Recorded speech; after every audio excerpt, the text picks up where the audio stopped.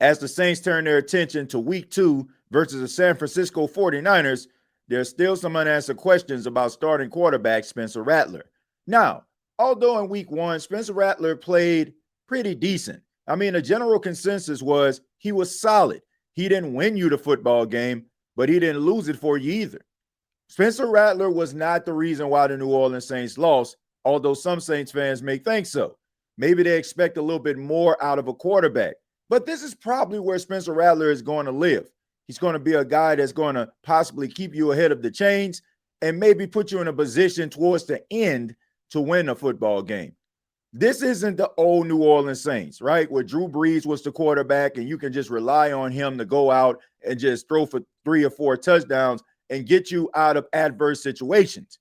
It's going to have to take a collection of individuals around Spencer Rattler in order for the Saints to generate any success in 2025. You got to be able to not beat yourself. The New Orleans Saints had a total of 16 penalties, 13 were accepted for 89 yards. When you're a team that's trying to rebuild like the New Orleans Saints, things like that are going to get you beat.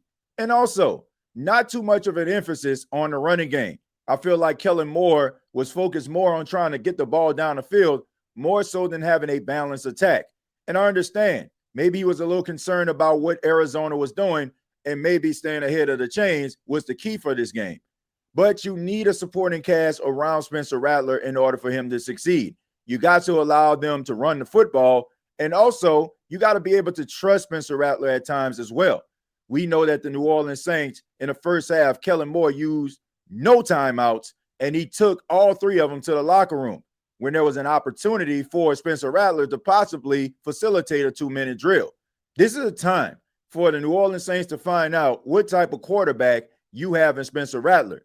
Is he the guy? Maybe you need to move on in the next couple of weeks, but give him an opportunity to show you who he is. If the New Orleans Saints possibly take the training wheels off Spencer Rattler, 2 things can happen.